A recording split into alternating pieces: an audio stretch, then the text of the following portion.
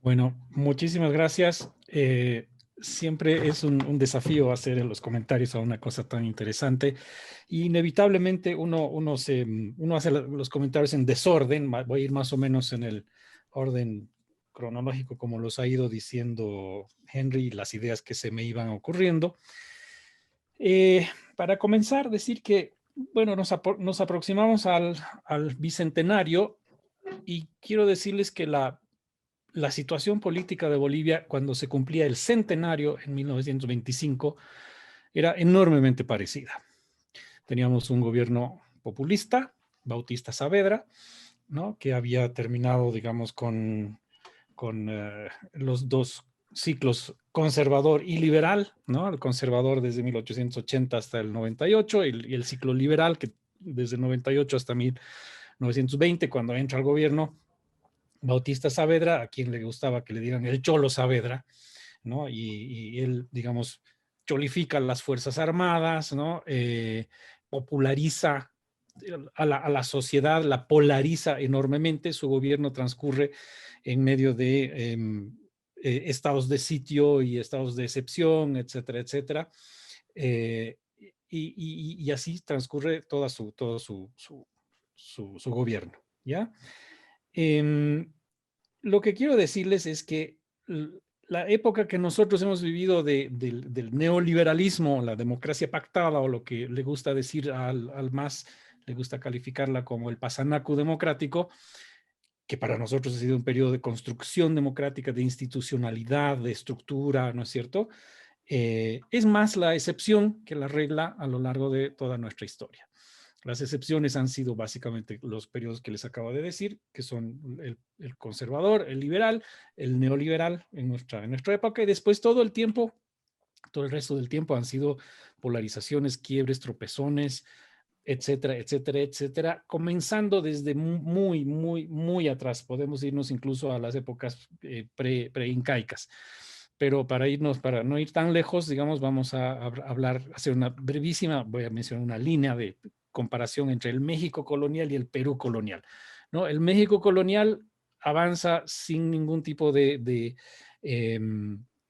obstáculos, se convierte en una sociedad que asume su mestizaje muy pronto, ¿no? Y hasta el día de hoy México es un país que se asume mestizo, y que no tiene un problema de identidad nacional, sino todo lo contrario, tiene una identidad nacional muy fuerte. En contraste, tenemos al Perú colonial, del cual nosotros somos parte inextricable, que está en permanente guerra civil, ¿no? Entre los hermanos, comienza la guerra civil entre los hermanos Pizarro, luego los hermanos Pizarro contra los Almagro. La metrópoli española intenta estabilizar esto mandando virreyes, enviados, se asesina a virreyes, se asesina a los enviados, la guerra prosigue por todo el tiempo y no somos un territorio tranquilo en casi ningún momento de nuestra historia, ¿no? Y es evidentemente aquí, como decía bien Henry, las dos Bolivias no es una metáfora descabellada. Y aquí también les quiero contar otra anécdota ilustrativa de esta situación, que es como cuando Bolivia y Chile se encuentran en situación de guerra debido a la invasión de nuestro litoral, y se recluta, se hace el llamamiento a las tropas, ¿no? Básicamente se hace el llamamiento a las tropas que vivían en las ciudades. ¿Y en qué ciudades? En La Paz, Cochabamba, Oruro, Potosí, Sucre, ¿no? En aquel entonces, la proporción de población en nuestro país era prácticamente de 10 a 1, 10 de cada 10 habitantes, ¿no? 9 vivían en el campo, 1 vivía en las ciudades, y en las ciudades vivían los blancos criollos mestizos, ¿no? Ahí hasta lo que podemos decir los cholos mestizos, indomestizos, pero los indígenas en su inmensísima mayoría vivían en el campo. Y cuando se hace el llamamiento a las tropas para ir hacia el campo de batalla en el litoral, aquellas tropas que tienen que caminar hasta el litoral pasan obviamente por muchos pueblos, ¿no? Rurales, y ambos grupos sociales se miraban pues como marcianos, ¿no? Los indígenas que veían pasar las tropas las veían como ¿qué será esto? ¿A dónde estarán yendo? ¿Qué estará pasando? Y los otros decían, wow, mira cómo habían vivido estos salvajes, ¿no? Son dos mundos completamente de espaldas el uno contra el otro. La guerra del Pacífico transcurre como la sabemos, no vamos a entrar en detalle, pero ese momento refleja muy bien la división de estas dos Bolivias, que solamente van a tender hacia el encuentro muy lentamente, muy a tropezones y debido a grandes traumas normalmente. Uno de esos grandes traumas es obviamente la guerra del Chaco, ¿no? En la guerra del Chaco ya el país echa mano de esos recursos humanos indígenas, porque no podía ser de otra manera, ¿no? La primera etapa de la guerra del Chaco, por ejemplo, la etapa que es brevísima, la etapa de Boquerón, es luchada por básicamente también criollos mestizos citadinos, ¿ya? La batalla de Boquerón es básicamente una batalla de citadinos.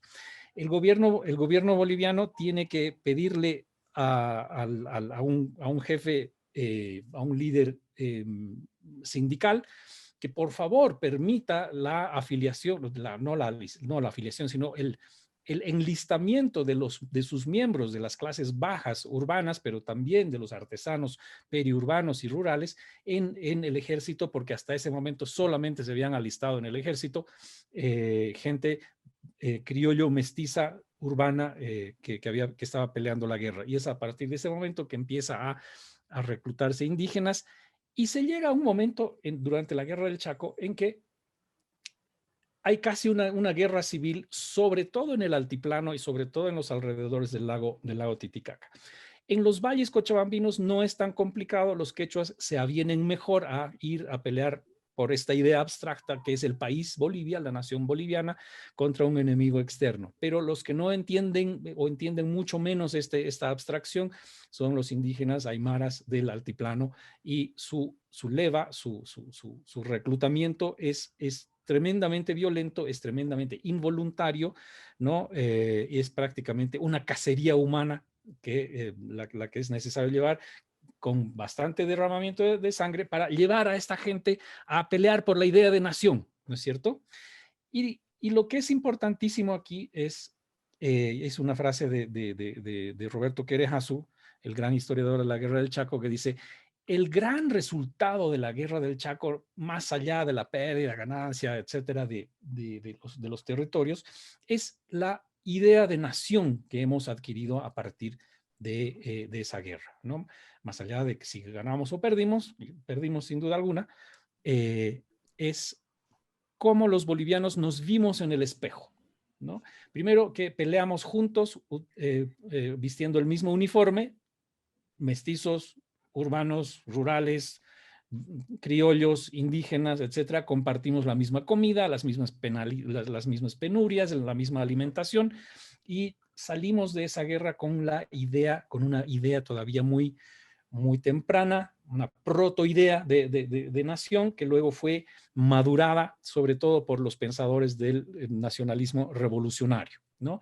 Y 15 años después va a dar lugar a la revolución del 52, y es la revolución del 52, yo diría desde el 52, o si queremos, desde el final de la Guerra del Chaco hasta el año 2005, en que pervive esta idea, la única idea madura de nación que hemos tenido, en que todos somos mestizos, ¿no? Que es un poco también la idea que unifica a los mexicanos, y que todos tenemos un destino común y que no interesa para nada que seamos blancos, criollos, mestizos, indios, cholos, etcétera, etcétera, porque la idea de nación boliviana y que de que todos pertenecemos a un conjunto es lo que importa, ¿no? La idea del nacionalismo revolucionario, que es pergeñada y desarrollada por Montenegro, por Céspedes en la narrativa, que es muy importante, pero que es desmantelada a partir del 2005 cuando llega el MAS al gobierno y dice no, incluso nos acordaremos el censo del 2012 cuando se niega, se rechaza, incluso con violencia, la idea de poner la pregunta acerca de si alguien se considera mestizo. No, la idea es siempre segmentar. ¿no? Ni siquiera está, los blancos no están, son ningunos, ¿no? O se es parte de un pueblo indígena o no, o se identifica uno con un pueblo indígena o no se es nada, ¿no? No se es ni mestizo y mucho menos se es blanco, criollo, etcétera, etcétera. Entonces, esta es la idea que nos ha ido, que se ha ido imponiendo en los últimos años, sobre todo, pero que tiene una larga construcción también, ¿no? Quiero referirme también a la idea esta de la que habla Henry sobre por qué el Alto y Santa Cruz no se compenetran, no se complementan, siendo que tienen un denominador común que es, digamos, la prosperidad, ¿no? La búsqueda de la prosperidad comercial. Y aquí yo me voy a animar a decir que ha primado sobre todo, pero sobre todo en la parte occidental boliviana, en la parte aymara, sobre todo, y como epicentro en el Alto, este tema de la identidad, ¿no? La identidad es absolutamente central en la mentalidad alteña y la identidad sobre todo aymara. Se es ante todo aymara, se es ante todo alteño, en contraposición a todo lo demás, ¿no? Se es salteño en contraste y al contrario y en contra de ser paseño, ¿no? Se es aymara en contra de ser occidental, ¿no? Y la idea de lo mestizo es también despreciable. Aquí quiero mencionar yo dos tesis académicas de las cuales yo he sido tutor en la Universidad Católica. Uno de un alumno, los dos han sido alumnos míos, José Luis Durán y Carlos Careaga. La tesis de José Luis Durán estudió los programas de historia en colegios, en los colegios a lo largo de todo el periodo del MAS, cómo fueron evolucionando y en qué terminaron y qué es lo que se enseña actualmente en historia. Obviamente se está reescribiendo la historia, ¿no? Con un fuerte énfasis en el tema indígena, y con un fuerte énfasis también en el tema ideológico. Apenas se mencionan cosas que no sean comunistas, socialistas, marxistas, indigenistas, ¿no? Se las menciona como que sí, existen, pero se pone enorme eh, énfasis en todo lo que les acabo de decir. Por ejemplo, está la letra completa de la Internacional, ¿no? Todas las variaciones y las variantes de los marxismos, ¿no? El gramsciano, el marxismo, todo, etcétera, etcétera, etcétera. Todas las cosas que ustedes puedan imaginarse con enorme detalle en la currícula escolar que están estudiando nuestros hijos y nietos en todos los colegios nacionales, particulares y privados, desde que el MAS está ahí. Esa es la tesis de de José Luis Durán. Y la tesis de Carlos Careaga, que ha sido aprobada ayer, que la ha leído ayer y que ha sido un producto de un estudio interesantísimo, es todavía más alarmante. Carlos Careaga se ha dedicado a ver los programas de historia y de interacción, ¿cómo podríamos llamarlo? De interacción académica en colegios y universidades en el área rural. Y cómo se ha utilizado y se utiliza los textos y las ideas, los libros de Fausto Reinaga, el autor indianista, absolutamente radical, y se han producido y se siguen produciendo en medios de comunicación audiovisuales en el campo debates acerca en torno a las ideas de Fausto Reinaga. Y lo que ha recogido Carlos Careaga ha sido como los jóvenes, muy jóvenes, ¿no? Estamos hablando de gente de alrededor de entre 15, 17 hasta el bachillerato, discuten las ideas de Fausto Reinaga en el sentido de ensalzar y alabar todo lo que es indígena y denostar todo lo que no es indígena. El enemigo al que hay que exterminar y expulsar es el blanco, pero igual de despreciable es hay una palabrita, es un término específico. El cholaje blanco mestizo es igual de despreciable, ¿no? O sea, que el blanco en sí. y que la meta tiene que ser la recreación de un país absolutamente indígena, ¿no?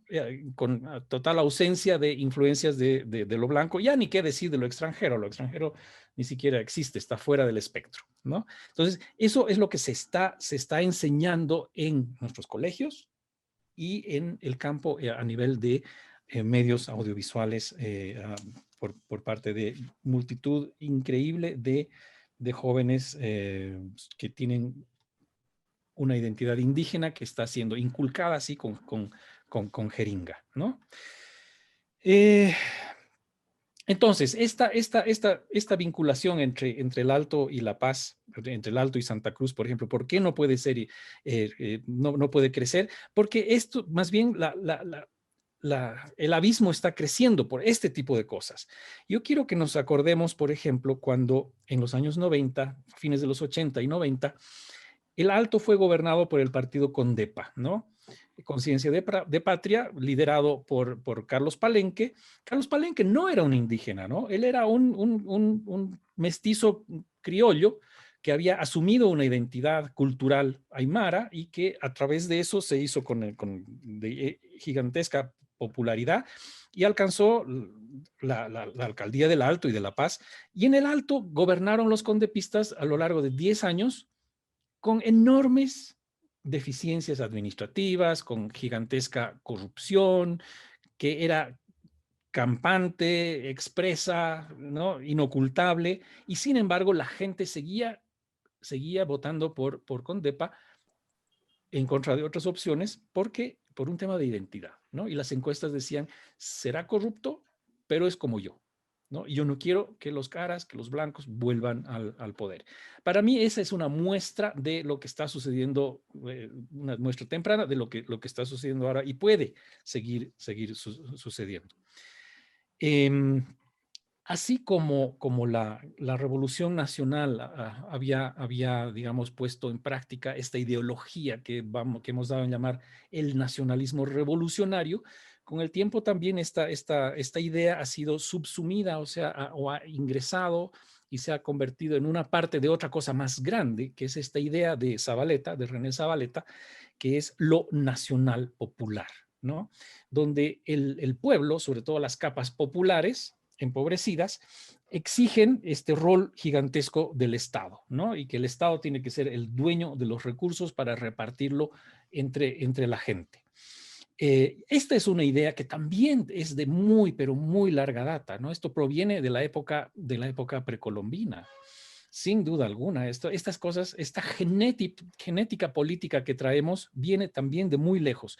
Nos acordaremos, por ejemplo, que durante el incanato, durante los incas, era el inca el que determinaba cuántas prendas de vestir iba a tener cada uno de sus súbditos, ¿no? Y se supone que le daba a sus súbditos un número X que solamente el Estado le podía dar, ¿no? Y otro tipo de cosas que hemos heredado también, que también vienen de muy, muy larga data, por decirles, a ver, yo escribí hace algunos meses una columna en la que agradecía a este señor francés que ha venido a limpiar nuestro país, ¿no es cierto?, porque está tan sucio, etcétera, etcétera. Nuestro país, cuando uno llega de afuera, es un país basural, pues, ¿no? O sea, cuando uno viaja por las carreteras, hay basura por todas partes, etcétera. A los bolivianos no nos molesta la basura normalmente. Y leyendo y estudiando acerca de los pueblos precolombinos, por ejemplo, dice que la cultura Wari, que era una cultura que convivía con los tiahuanacotas, era una cultura muy avanzada en cuanto a su ingeniería agrícola, etcétera, etcétera, pero era una cultura que vivía en medio de la basura. ¿Cómo habrá sido la basura precolombina? No lo sabemos. ¿Cómo se sabe que vivían en medio de la basura?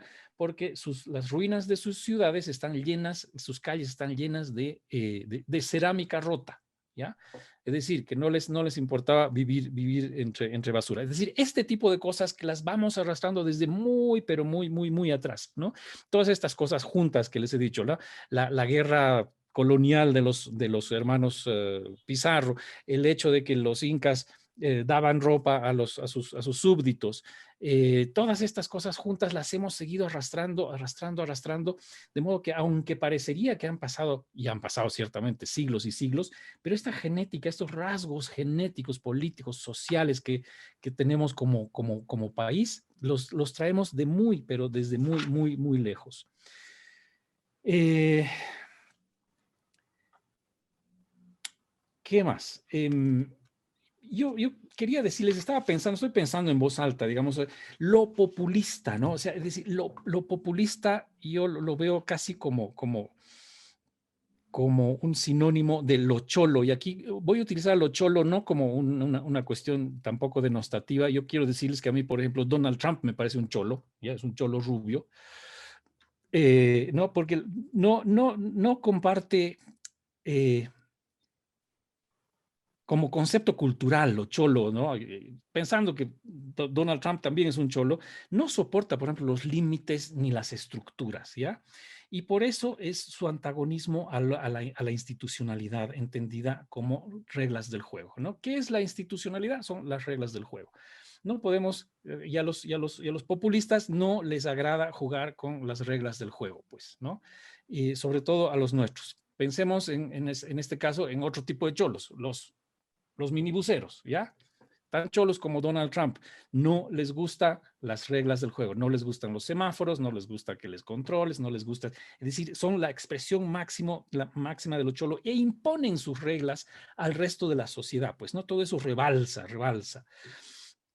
De modo que vuelvo a mi idea, estoy yendo en mucho desorden, les pido que me disculpen, esta idea del conservadurismo y el liberalismo que vivimos en los siglos XIX, fines del siglo XIX, principios del XX, nuestro neoliberalismo de los años 80 hasta el 2005, fueron excepciones, ¿no? Han sido excepciones con los cuales hemos convivido, nos hemos mal acostumbrado, nos encantaría a nosotros que podíamos vivir en un país ordenado, liberal, tolerante, ¿no? Pero eso va a contrapelo de las ideas y de la genética política de nuestra patria tan complicada, ¿no? Eh,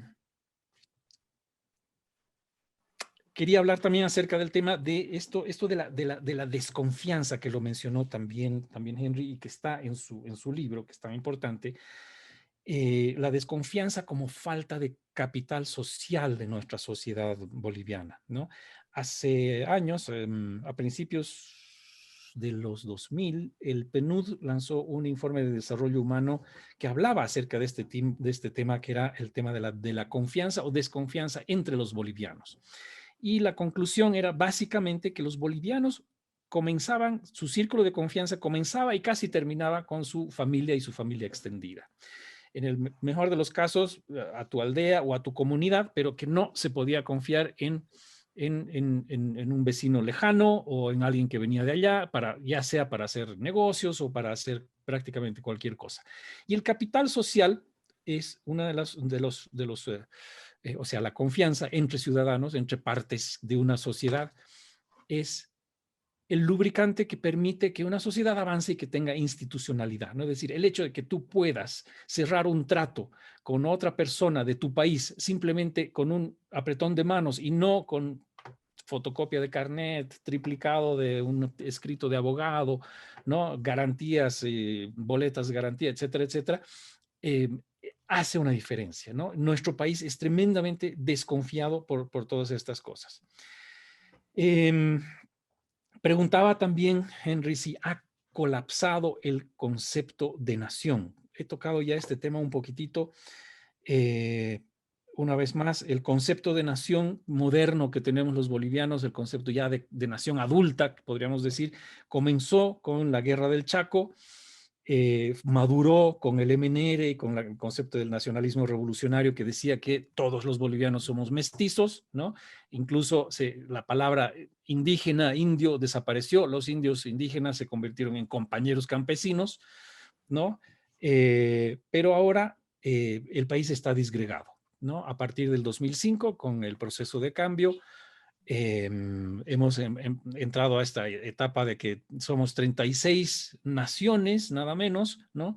Algunas de las cuales están compuestas por unas pocas decenas de individuos, ¿no? Algunos de ellos tienen unos lenguajes que ni siquiera contienen números más allá del 3, mucho menos complejos, mucho menos conceptos complejos de lenguaje, por ejemplo. Y si fuéramos serios con la idea de que tenemos 36 naciones, tendríamos que efectuar, pues, traducir toda la legislación boliviana a las 36 naciones, cosa que costaría, vaya uno a saber cuánto, ¿no es cierto? Para ponerles un ejemplo, les voy a decir, en Alemania, cuando se desapareció la Alemania comunista, se cambió de nombre a la ciudad de Chemnitz, que se llamó ciudad Karl Marx, se le devolvió su nombre original a Chemnitz. Solamente el cambio de ciudad de Chemnitz costó una cantidad insospechada de dinero por papelería y por nombres en las calles, etcétera, etcétera. Imagínense lo que será si fuera serio el intento de hacer un país plurinacional y de hacer una legislación que contenga todas las ideas, todos los idiomas, no sé, pues los sirionos, ¿no? los yuracarés que tengan su propia legislación en su idioma, sería imposible. O sea, no es seria esta idea de dividir al país en 36 nacionalidades porque no puedes tener la legislación en las 36 lenguas, ¿no? Y finalmente quiero decir que hay una gran reflexión que yo la utilizo siempre en mis clases en la universidad, que es de este buen filósofo francés que se llama Ernest Renan. Tiene una conferencia que se llama ¿Qué es una nación? ¿No? Y él va descartando las alternativas. Dice, una nación no puede basarse en el idioma por estos motivos, no puede basarse en la geografía por estos motivos, no puede basarse en la raza por estos motivos, y así ni en la religión y en una serie de otros parámetros, porque dice, ¿qué es una nación? Finalmente es un plebiscito diario por estar juntos y de querer seguir estando juntos, ¿no? Y creo que ese plebiscito nos daría una sorpresa probablemente hoy día si es que lo hiciéramos, eh, para ver quiénes realmente creen que somos parte de una misma nación y quiénes no, o quiénes quieren seguir siendo de la misma parte de la misma nación.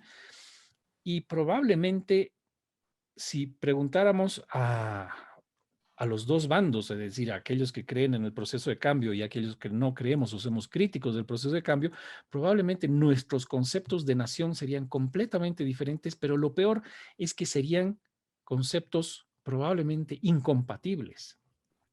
Por lo tanto, creo que estamos yendo en una dirección terriblemente preocupante,